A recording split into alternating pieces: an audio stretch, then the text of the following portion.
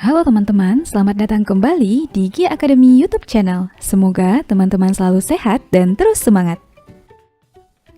Nah teman-teman, kita perlu bersyukur rumah yang kita tempati sekarang berdiri tegak dengan kokoh dan bisa menjadi tempat berlindung yang nyaman. Kita dapat terhindar dari hujan dan panas terik matahari. Rumah yang kokoh tentu dibangun oleh pondasi dan rangka yang kuat. Begitu juga dengan tubuh kita. Di balik tubuh yang tangguh terdapat tulang dan rangka yang sehat dan utuh. Agar kita bisa menjaga tulang kita dengan baik, kita perlu tahu struktur dan fungsi tulang dalam tubuh. Jadi, di video kali ini kita akan belajar tulang penyusun rangka manusia. Tonton terus videonya sampai selesai ya. Tahukah teman-teman apa itu tulang dan rangka? Tulang merupakan struktur keras dan kaku yang terdiri atas jaringan ikat berupa gabungan sel, serat, dan matriks ekstraseluler. Sedangkan rangka adalah gabungan tulang yang membentuk sistem gerak. Jadi, pada tubuh kita, potongan organ dengan struktur keras ini adalah tulang, dan gabungan beberapa tulang membentuk rangka. Rangka menjadi alat gerak pasif bagi hewan dan manusia. Berdasarkan letaknya, rangka terbagi dua yaitu eksoskeleton dan endoskeleton. Eksoskeleton adalah rangka yang terletak di luar tubuh makhluk hidup, contohnya pada invertebrata seperti belalang. Endoskeleton adalah rangka yang terdapat di dalam tubuh makhluk hidup. Rangka ini terdapat pada seluruh vertebrata. Di dalam tubuh kita, rangka berfungsi sebagai alat gerak pasif, artinya rangka tidak bisa bergerak sendiri, melainkan dengan bantuan otot. Rangka juga berguna untuk menegakkan dan menopang badan, seperti rangka tulang belakang, melindungi bagian tubuh yang lunak dan penting, contohnya tulang tengkorak, tulang dada, dan rusuk yang melindungi otak, jantung, dan paru-paru, memberi bentuk tubuh, contohnya tulang tengkorak yang memberi bentuk pada wajah, tempat melekatnya otot-otot rangka, dan tempat pembuatan sel darah merah dan sel darah putih. Nah teman-teman, susunan rangka orang dewasa terdiri dari 206 tulang yang dibagi menjadi dua, yaitu rangka aksial dan rangka apendikular. Rangka aksial adalah rangka sumbu tubuh yang terdiri dari 80 tulang, meliputi tulang tengkorak, tulang belakang, tulang dada, tulang rusuk, dan tulang gelang. Rangka apendikular adalah rangka alat gerak yang terdiri dari 126 tulang, terdiri atas tulang bahu, tangan, telapak tangan, panggul, tungkai, dan telapak kaki. Susunan tulang yang beragam tadi dikelompokkan menjadi 3 bagian, yaitu tulang tengkorak, tulang badan, dan tulang anggota gerak. Yuk kita lihat bagiannya satu persatu. Pertama, tulang tengkorak. Tengkorak kita disusun oleh tulang-tulang pipih. Tulang tengkorak dibedakan menjadi dua, yaitu tulang bagian kepala dan tulang bagian muka. Tulang bagian kepala terdiri dari tulang dahi, tulang baji, tulang ubun-ubun, tulang pelipis, dan tulang kepala belakang. Tulang bagian muka terdiri dari tulang air mata, tulang hidung, tulang pipi, tulang rahang atas, dan tulang rahang bawah.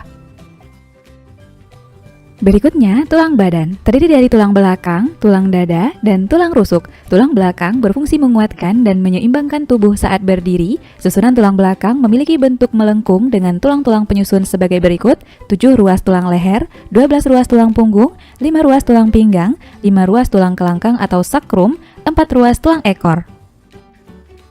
Tulang dada tersusun atas tulang pipih yang terdiri dari bagian hulu, badan, dan tajub pedang. Tulang rusuk memiliki bentuk melengkung, membentuk rongga sehingga berfungsi untuk melindungi organ jantung dan paru-paru dari gesekan. Tulang rusuk tersusun atas 7 pasang tulang rusuk sejati, 3 pasang tulang rusuk palsu, 2 pasang tulang rusuk melayang. Selanjutnya, tulang anggota gerak berfungsi untuk menyangga tubuh sehingga dapat bergerak dengan bebas. Tulang anggota gerak terdiri dari tulang anggota gerak atas yaitu tangan dan tulang anggota gerak bawah yaitu kaki.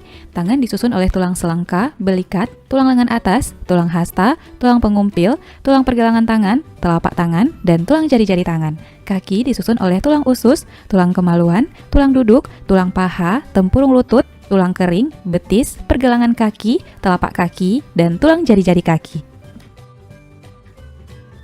Nah, berdasarkan bentuknya, tulang dibagi menjadi 4, tulang pipa, tulang pipih, tulang pendek, dan tulang tidak beraturan.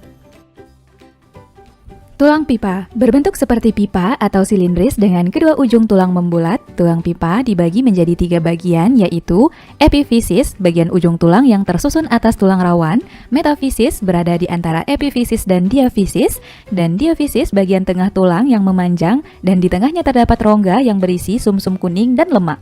Contoh tulang pipa misalnya pada tulang lengan atas, ruas-ruas tulang jari, dan tulang paha. Tulang pipih berbentuk pipih yang terdiri atas lempengan-lempengan tulang kompa dan tulang spons yang berfungsi sebagai pelindung atau penguat. Di bagian dalam tulang pipih terdapat sumsum merah yang berfungsi sebagai tempat pembuatan sel-sel darah merah dan putih. Contoh tulang pipih seperti tulang rusuk, tulang dada, dan tulang belikat. Selanjutnya, tulang pendek memiliki bentuk kompleks atau pendek dan tidak beraturan. Contohnya, tulang-tulang pada pergelangan tangan, pergelangan kaki, telapak tangan, telapak kaki, dan ruas-ruas tulang belakang. Terakhir, bentuk tulang tidak beraturan. Terdapat pada beberapa tulang tengkorak, misalnya pada tulang wajah, rahang, dan hidung. Itulah 4 jenis tulang berdasarkan bentuknya. Berdasarkan zat penyusunnya, tulang dibedakan menjadi 2, yaitu tulang rawan dan tulang keras. Tulang rawan atau kartilago tersusun dari jaringan ikat berserabut tebal, matriks yang elastis, dan sel tulang rawan atau kondrosit yang terletak di dalam rongga kecil yang disebut lakuna. Ruang antar sel tulang rawan terisi banyak zat perekat dan mengandung sedikit zat kapur sehingga tulang rawan bersifat kuat dan lentur.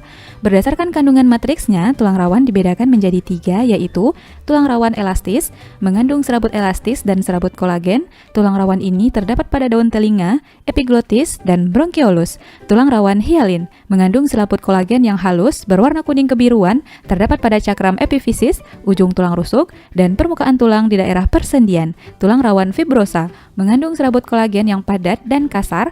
Pada orang dewasa, terdapat pada ruas-ruas tulang belakang.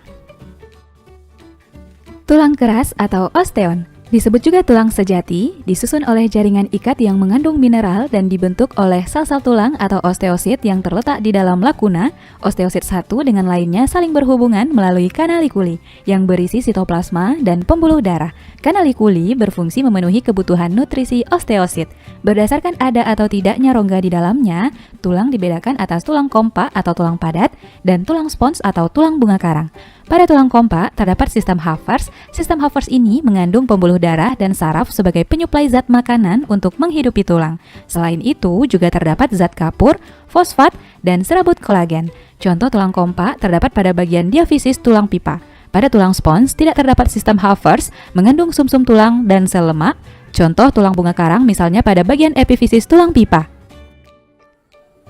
Sebagai tulang padat, tulang kompa terdiri dari bagian-bagian berikut: saluran Havers atau saluran pusat berisi pembuluh darah dan saraf, lakuna sebagai ruang tempat osteosit terletak, kanalikuli merupakan struktur penghubung antara osteosit yang satu dengan osteosit lain, lamela yaitu lapisan konsentris matriks yang keras dan kuat, dan matriks yang tersusun atas serabut kolagen, mineral, kalsium, dan fosfor. Sampai di sini bisa dipahami ya?